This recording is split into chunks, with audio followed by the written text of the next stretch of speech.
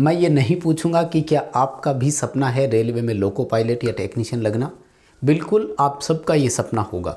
हम आज इस वीडियो में आपको तरीका बताने वाले हैं कि आप कैसे रेलवे में लोको पायलट बन सकते हैं, कैसे रेलवे में टेक्नीशियन का एग्ज़ाम आप फाइट कर सकते हैं। नमस्कार दोस्तों, वीके नॉलेज इलेक्ट्रिकल में आप सभी का स्वागत है। जैसा कि आप सभी जानते हैं, रेलवे में संभावित भर्ती है अपकमिंग, यानी वर्ष 2023 में पूरी संभावना है। टेक्नीशियन और असिस्टेंट लोको पायलट की भर्ती आ सकती है। मेरे पास ये 2018 वाला एडवर्टीज़मेंट है पूरा, जिस आधार पर हम आपको बताने वाले हैं कि आपका कौन सा पार्ट कितना मजबूत होगा तो आपको कितना फ़ायदा मिलेगा। दरअसल हम इस वीडियो में सिलेक्शन प्रोसेस पर पूरा जोर देंगे ताकि आप तैयारी को आगे बढ़ा सके। वास्तव में बहुत सारे बच्चों को गुमराह किया जा रहा है केवल और केवल टेक्निकल के नाम पर। दरअसल आपके ट्रेड के साथ साथ जो नॉन टेक या दूसरे हिस्से हैं उनका भी बहुत इम्पोर्टेंस है। यहाँ पर मैं आपको इस वीडियो में पूरी डिटेल से बताने वाला हूँ। कंप्लीट लास्ट तक ज़रूर देखना। चैनल से पहली बार जुड़े हो सब्सक्राइब कर लो। इसी तरह के अपडेट और न्यूज़ नोटिफिकेशन इस चैनल पर हम आपको प्रोवाइड करवाते हैं। वर्ष 2018 में वैकेंसी आई थी, उसके बाद में 5 वर्ष होने वाले हैं, वैकेंसी का नाम तक नहीं है। तो अब उम्मीद सरकार से हम लगा सकते हैं कि सरकार आपको खुशखबरी अब दे देवे। इसमें जो मेन डाटा है उसकी तो बात करने की शायद ज़रूरत नहीं होगी, है ना। और एक एक पॉइंट पर मैं बात करूँगा, साथ में कुछ डिटेल जो ज़रूरी होती है वो भी आपके साथ शेयर करूँगा। देखो, सबसे पहली जो डिटेल हम देख रहे हैं ना वो है पे स्केल। थोड़ा छोटी कर देता हूँ, ये लो। और कितनी भी मिले गुरुजी नौकरी तो मिले, पे स्केल बाद की बात है तो ज़्यादा सोचना नहीं है। लेवल 2 पर रखा जाएगा 19,900 रुपये बेसिक, और उसके साथ बाकी जितने भी और बेनिफिट है वो सारे मिलेंगे। आयु 18 से 28 वर्ष की एज अनरिजर्व कैटेगरी के लिए है। रिजर्व कैटेगरी जितनी भी है उन सबको छूट है, जैसे ओबीसी को 3 वर्ष की, SC ST को 5 वर्ष की, एक्स सर्विसमैन, वुमेन्स, वो जितने भी है वो सब आपको बेनिफिट यहाँ पर मिलेंगे। एग्ज़ाम कैसे कैसे होंगे पूरी डिटेल जो है ना वो हम बात करेंगे। आगे पूरा डिटेल आएगा तब और बताऊँगा। एक बार वैसे ही बता रहा हूँ। देखो क्या होता है, 2 एग्ज़ाम होंगे, स्टेज 1 और स्टेज 2। और ये आपका लोको पायलट और टेक्नीशियन के लिए कॉमन ही रहेगा, यानी स्टेज 1 और स्टेज 2 तक आपका सेम रहेगा। बाद में आता है कि अगर आप ALP चूज़ करते हैं तो आपको कंप्यूटर बेस्ड CBAT बोलते हैं, कंप्यूटर बेस्ड एप्टीट्यूड टेस्ट भी देना पड़ेगा, जिसे साधारण भाषा में साइको बोलते हैं। ठीक है, साइको में क्या होता है वो भी बताऊंगा। अलग अलग बैटरीज होती है जिनके थ्रू आपको सॉल्यूशन करवाया जाता है कि बताइए ये इसका हल कैसे होगा। ठीक है, RRB का सिलेक्शन और वो आपको कैसे करना है तो इसके लिए मैं आपको बता दूं, जब आप फर्स्ट स्टेज क्लियर कर लेते हैं तो लगभग 15 गुना बच्चे जो है ना वो सेकंड स्टेज के लिए बुलाए जाते हैं। ये देखो यहाँ पर डिटेल है, ये रही। ठीक है, स्टेज फर्स्ट क्लियर करने के बाद स्टेज सेकंड में, और वो 15 गुना कैसे बुलाएंगे, RRB वाइज बुलाएंगे, पोस्ट वाइज बुलाए जाएंगे। आप जब फर्स्ट स्टेज क्लियर कर लेंगे तो उसके बाद में आपको ऑप्शन दिया जाएगा कि आप अपना RRB, अपना रेलवे सेलेक्ट कीजिए, उसके बाद में आप अपनी पोस्ट का सिलेक्शन कीजिए। जैसे राजस्थान वाला कोई है, फर्स्ट स्टेज क्लियर होने के बाद, यानी फर्स्ट स्टेज का रिजल्ट आने के बाद आपको ऑप्शन देंगे सेलेक्ट कीजिए। आपने सेलेक्ट कर लिया RRB अजमेर। नंबर 2 आएगा कि अब पोस्ट सेलेक्ट कीजिए, यानी आपको ALP की तरफ जाना है या टेक्नीशियन की तरफ जाना है। वो जब सेलेक्ट कर लिया तो फिर 15 गुना बच्चों की लिस्ट निकाली जाती है जिनको स्टेज सेकंड के लिए बुलाया जाता है। सेकंड स्टेज एग्ज़ाम में क्या होगा, फर्स्ट में क्या होगा, मेरिट कैसे बनेगी वो मैं आपको बताऊंगा। नेगेटिव मार्किंग की अगर मैं बात करूं तो नेगेटिव मार्किंग दोनों स्टेज में रहेगी, फर्स्ट और सेकंड दोनों में 1/3 नेगेटिव मार्किंग रहेगी। और जो साइको होगा उसमें किसी प्रकार की कोई नेगेटिव मार्किंग नहीं होती है, यानी ALP के लिए जब आपको कंप्यूटर बेस्ड एप्टीट्यूड टेस्ट देना है तो वहाँ किसी प्रकार की कोई नेगेटिव मार्किंग जो है वो नहीं होगी। ठीक है, और कौन सी क्वालिफ़िकेशन और उस पर बात करने की फ़िलहाल के लिए ज़रूरत नहीं है। क्वालिफ़िकेशन पूरी डिटेल से बताऊंगा आपको मैं, किस पोस्ट के लिए क्या क्वालिफ़िकेशन है पूरी डिटेल से बात करूंगा। ये मेडिकल स्टैंडर्ड है। मेडिकल स्टैंडर्ड रेलवे में 4 तरह के होते हैं, डिपेंड करता है पोस्ट कौन सी है। ALP के लिए A1 स्टैंडर्ड है, बाकी जो टेक्नीशियन जितने भी हैं उनका अलग अलग है। जैसे किसी टेक्नीशियन से B1, किसी से B2, किसी से C1 तक का भी मांगा गया है अलग अलग। इनका क्या मतलब है गुरुजी?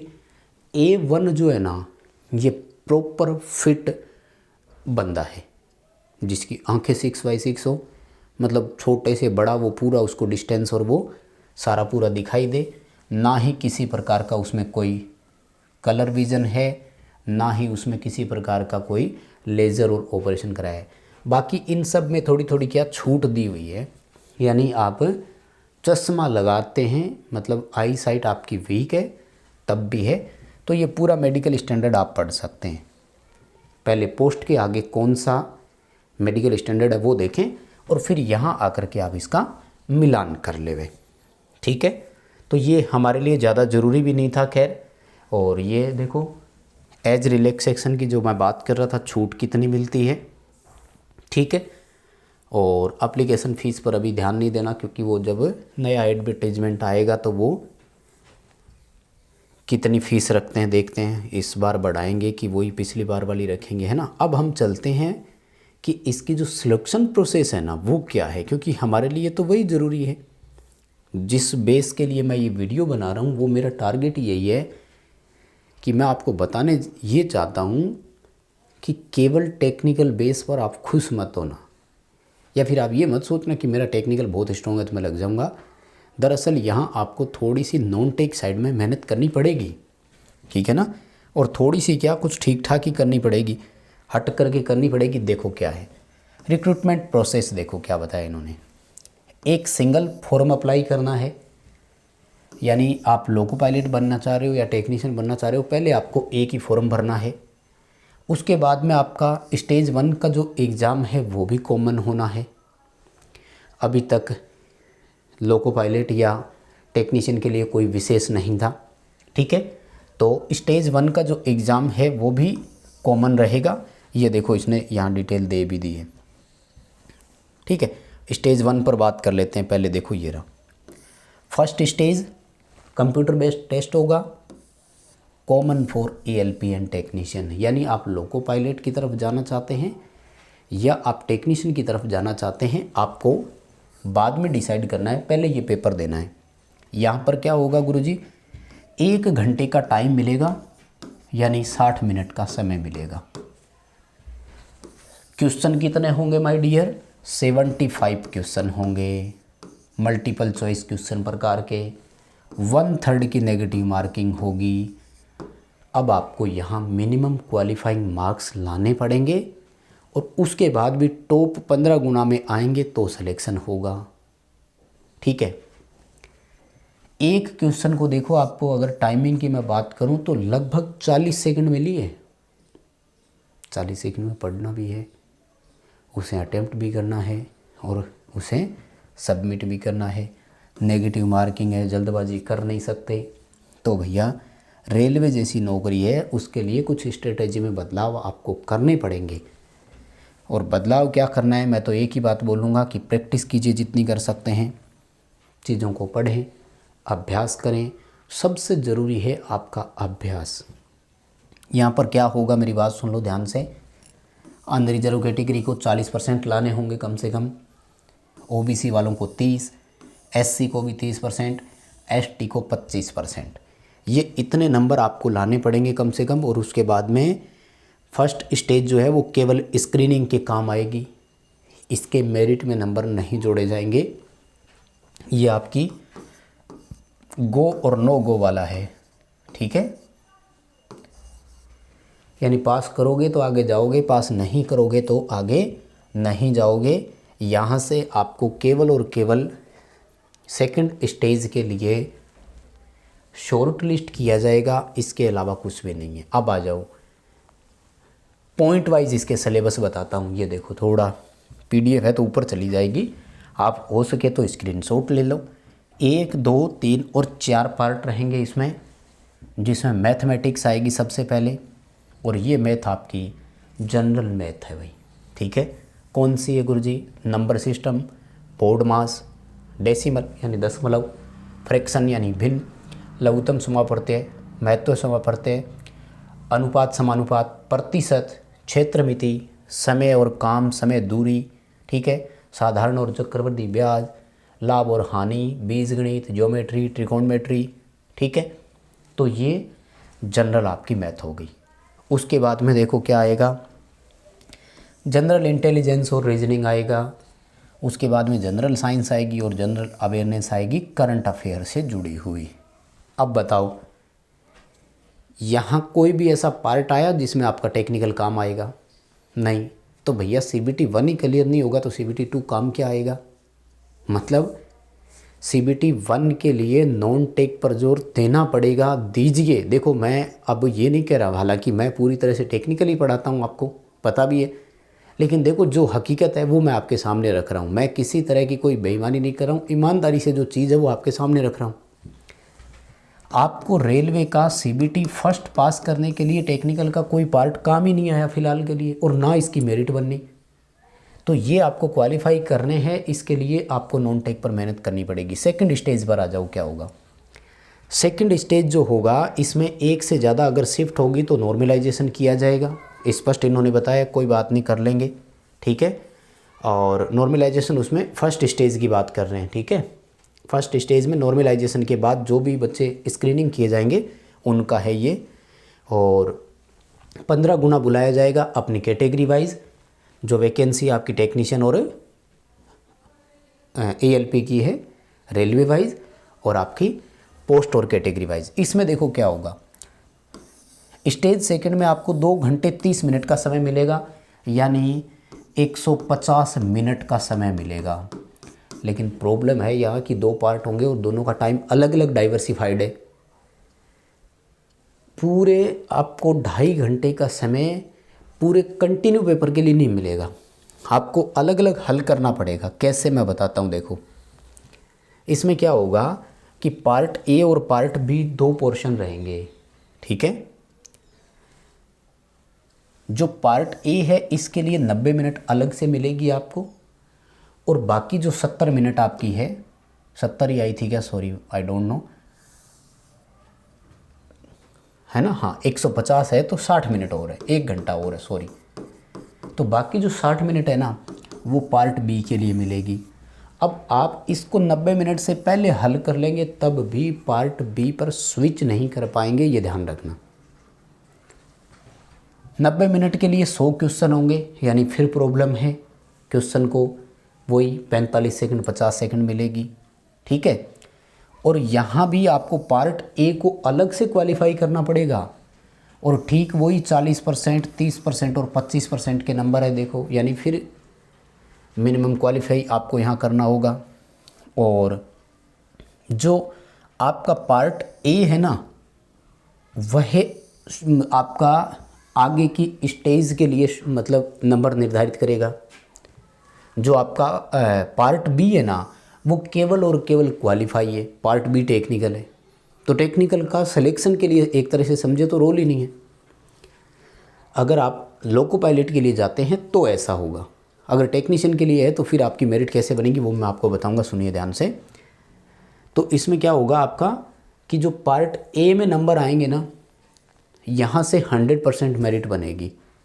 अगर आप लोको पायलट के लिए जाएंगे तो पार्ट A का 70% लेंगे और 30% आपका साइको यानी एप्टीट्यूड टेस्ट का होगा। अब दोबारा सुनो, मोटा मोटी बताऊँ। फर्स्ट स्टेज केवल पास करनी है, 15 गुना रेलवे और कैटेगरी वाइज आपको स्टेज सेकंड के लिए बुलाएंगे। सेकंड स्टेज में 2 पार्ट होंगे। जो पार्ट A है इसका मेरिट में नंबर मिलेगा। अगर टेक्नीशियन के लिए चूज किया है आपने तो 100% मेरिट इसी नंबर की बनेगी, यानी 100 में से कितने नंबर लाते हो आप यूँ समझ लो और अगर आप लोको पायलट के लिए जा रहे हो तो यहाँ का 70% हिस्सा जुड़ेगा, 30% एप्टीट्यूड टेस्ट का भी जुड़ेगा। यहाँ जो आपके पोर्शन पार्ट में है वो कौन कौन से हैं, लगभग तो वही जो फर्स्ट स्टेज में आपकी थी, कौन कौन सी, math, general intelligence, reasoning, basic science. अब यहाँ पर इंजीनियरिंग और जुड़ गई, टेक्निकल का कुछ पोर्शन यहाँ जुड़ गया, ये बढ़ गया।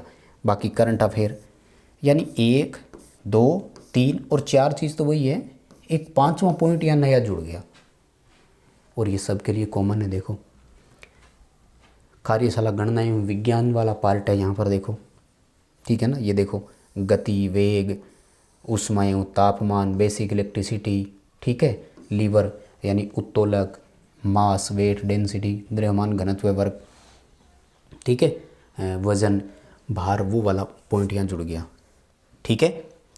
तो इस पोर्शन पर आपको सबसे ज़्यादा मेहनत करने की ज़रूरत होगी।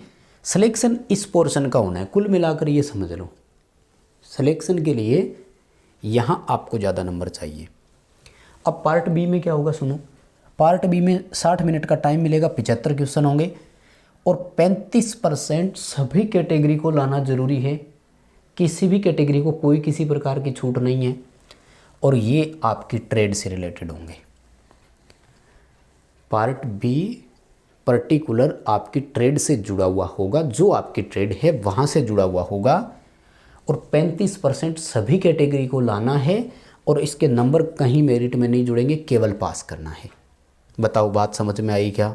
ठीक है, कौन कौन सी ट्रेड वालों को लेता है ये सिर्फ बाद की बात है, आप इसमें से देखते रहें।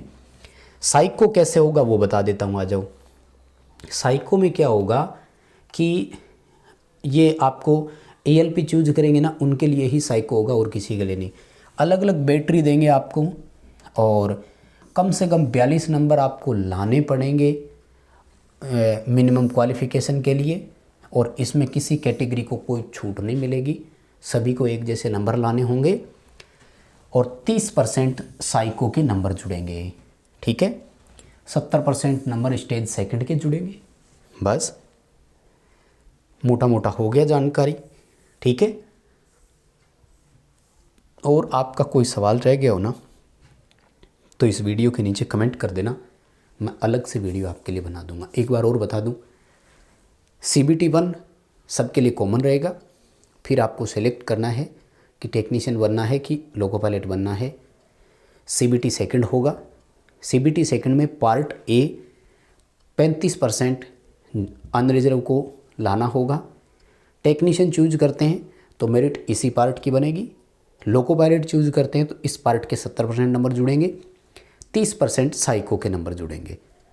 पार्ट B आपकी पर्टिकुलर ट्रेड से होंगे और वो क्वालिफाई करनी है केवल 35% नंबर के साथ, सभी कैटेगरी को एक जैसे नंबर लाने हैं, किसी को कोई छूट नहीं है। तो ये थी पूरी स्ट्रेटेजी। मुझे लगता है कि मैंने स्पष्ट जानकारी आपको प्रोवाइड करवाई है। यदि आपको जानकारी पसंद आई है तो वीडियो लाइक करें, चैनल से पहली बार जुड़े हैं तो सब्सक्राइब करें, ये वीडियो अपने दोस्तों के साथ ज़रूर पहुंचाइए। बहुत धन्यवाद।